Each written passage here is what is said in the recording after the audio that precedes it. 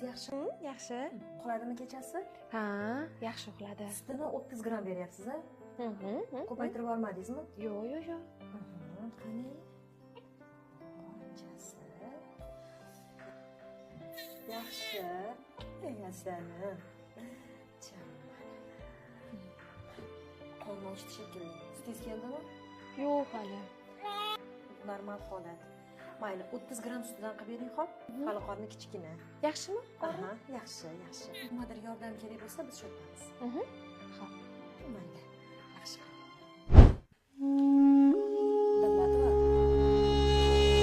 Davlatova.